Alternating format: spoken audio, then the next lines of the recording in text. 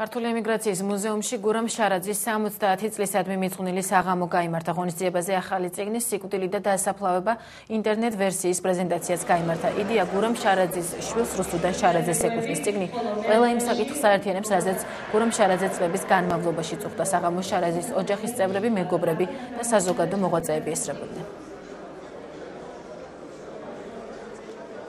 საგანგებოდ დღევანდელი დღისთვის შევქმნით ვებგვერდი, სადაც განვათავსეთ მამას ინტერვიუები სხვადასხვა დროს ქართულ პრესაში გამოქვეყნებული, აგრეთვე წერილები მის შესახებ. აგრეთვე 2007 წლის 20 მაისის შემდეგ დღევანდელი დღისთვის ვფიქრობდით გამოგვეცა წიგნი, თუმცა ეს ქვეყანაში გამეფებული ტერორის გამო ჯერჯერობით ვერ მოვახერხეთ. მე უფრო გამიხარდება, რომ სანამ ცოცხალია კაცი, მანამდესე კიდე პატივი.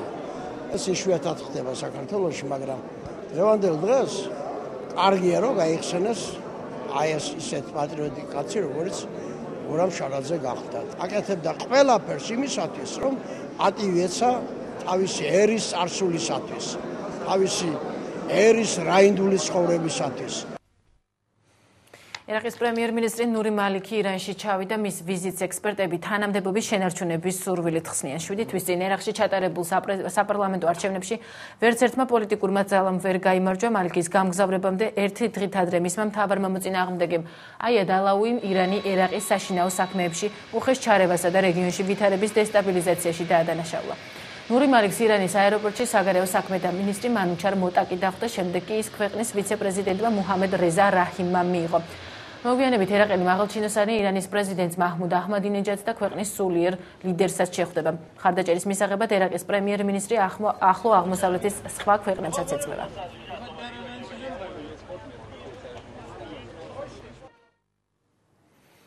იაპონიის პრემიერ-მინისტრმა ნაოტო კანიმ პეკინს ჩინეთში იაპონიის წინააღმდეგ გამართული საპროტესტო აქციებისას იაპონიის მოქალაქეთა უსაფრთხოების დაცვა მოსთხოვა. შაბათ-კვირას ჩინეთში სიჩუანის პროვინციაში ორი ქვეყნის სადაო ტერიტორიის გამო მასობრივი დემონსტრაცია გაიმართა. სინკაკუს კუნძულებს, რომელიც ჩინეთის ზღვის აღმოსავლეთ ნაწილში მდებარეობს, იაპონია აკონტროლებს, თუმცა ჩინეთი მას საკუთარ ტერიტორიულ ერთეულად მიიჩნევს და თვლის, რომ იაპონიას ის უკანონოდ აქვს ოკუპირებული. კონფლიქტი ჩინური თევზმჭერი ხომალდის დაკავებამ კიდევ უფრო გაამძაფრა. სწორედ ამ ფაქტის გამო 16-17 ოქტომბერს სიჩუანის ქუჩებში სტუდენტები გამოვიდნენ. დემონსტრაციაში 30,000-მდე ადამიანი მონაწილეობდა.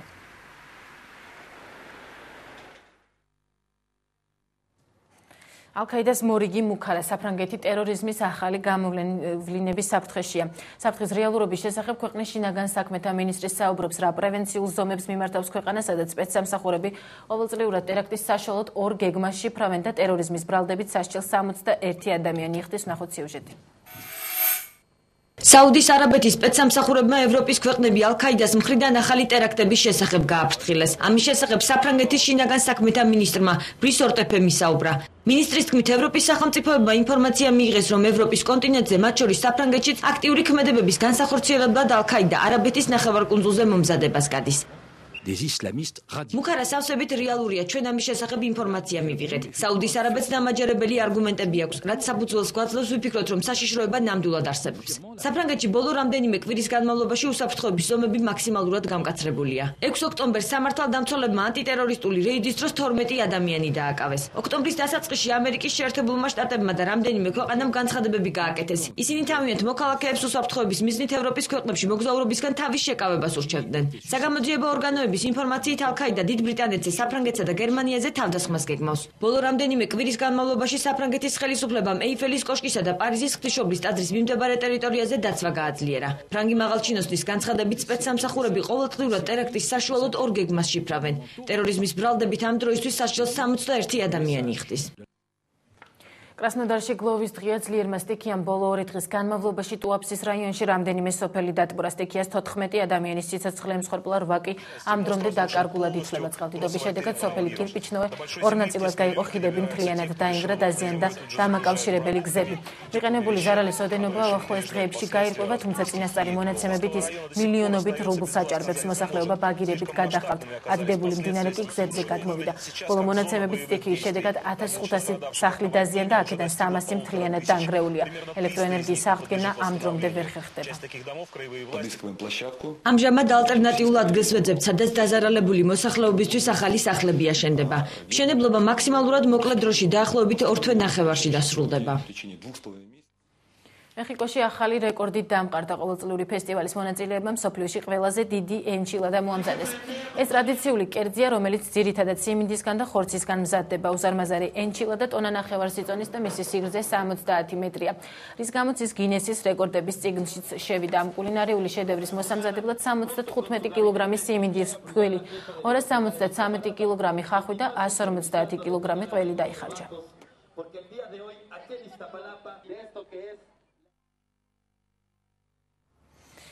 19-დან 24 ოქტომბრამდე შინაგან საქმეთა სამინისტროს აკადემიაში დუდუ დადიანის სახელობის მე-9 მემორიალური ტურნირი გაიმართება. დადიანის სახელობის ტურნირში 9 გუნდი მონაწილეობს. 2 განაწილების შემდეგ გუნდები ჯგუფებში 1 წრეს ითამაშებენ. პირველ ადგილზე გასულები კი ერთმანეთს ფინალში დაუპირისპირდებიან და დუდუ დადიანის თასს გაითამაშებენ. პირველ ჯგუფში ენერჯი ინვესტი აგრარული უნივერსიტეტის გუნდი დინამო და სოხუმი ასპარეზებენ. B ჯგუფის მონაწილეებს შორის შინაგან საქმეთა სამინისტროს სახელმწიფო უნივერსიტეტის, ასევე სამედიცინო და ტექნიკური უნივერსიტეტებსა და ქუთაისის გუნდები არიან. სეზონის დაწყებამდე ტარდება დუდუ დადიანის მემორიალი, სადაც ღებულობს ამ ტურნირზე 9 გუნდი მონაწილეობას. 2 ქვეჯგუფათაა განაწილებული. ქვეჯგუფიდან პირველ ადგილზე გასული გუნდები ავტომატურად ფინალს ითამაშებენ. ფინალი ჩატარდება 24 ოქტომბერს პოლიციის აკადემიის დარბაზში. ჩვენ საკმაოდ ნაყოფიერი მომზადება გავიარეთ ბათუმში. შეკრება ჰქონდა, შემდეგ ჩამოვედით აქ ვაგრძელებთ ვარჯიშს. რამოდენიმე დღეა ამერიკელი მოთამაშე შემოგვიერთდა. როგორც ვარჯიშებზე ჩანს, კარგი მოთამაშეა, მაგრამ კიდე დავაკვირდებით დუდუ დადიანის პრობლემაზე. მთლიანად გუნდის მომზადებით მე ამ ეტაპისთვის ნაყოფილი ვარ და ალბათ ყველაფერი მაინც ამ ტურნირზე გამოჩნდება. ახლა მომზადებით ერთ-ერთი ეტაპია დუდუ დადიანის ტურნირი, რომელიც ჩარჩან ფინალი ვითამაშეთ, ვერ მოვიგეთ, მაგრამ წელი შევეცდებით. მართალია ძლიერი ქვეჯგუფი ყავს, მაგრამ შევეცდებით, რომ თავი არ შევირცხინოთ და ვითამაშოთ ფინალი. ესპანეთში მე-7 ტურის მატჩები გაიმართა. რეალმა მალაგა დაამარცხა და სატურნირო ცხრილის სათავეში მოექცა. საინტერესო შეხვედრები გაიმართა გერმანიაშიც. მაინც 7 მატჩიანი გამარჯვების სერია ჰამბურგთან დაასრულა. ამ შედეგით გუნდმა ბაიერნის და კაიზერსლაუტერნის მოგებების სერია გაიმეორა, თუმცა რეკორდის გაუმჯობესება ვეღარ შეძლო. ესპანეთში პრიმერას მე-7 ტურის მატჩები გაიმართა.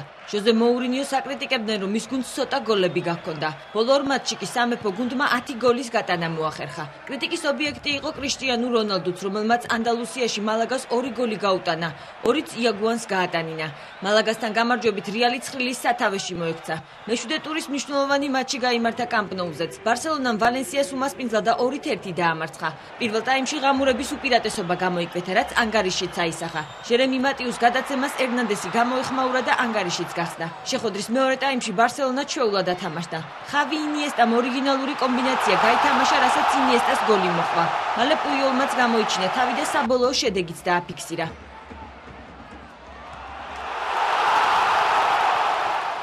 საინტერესო მატჩები გაიმართა გერმანიაშიც. როგორც მოსალოდნელი იყო, მაინცმა პირველი ქულები დაკარგა და მისი 7 მატჩიანი მოგებების სერია შეწყდა. გერერომ თამაშის მიწურულს მოახერხა გოლის გატანა, რომელიც მატჩში ერთადერთი გამოდგა.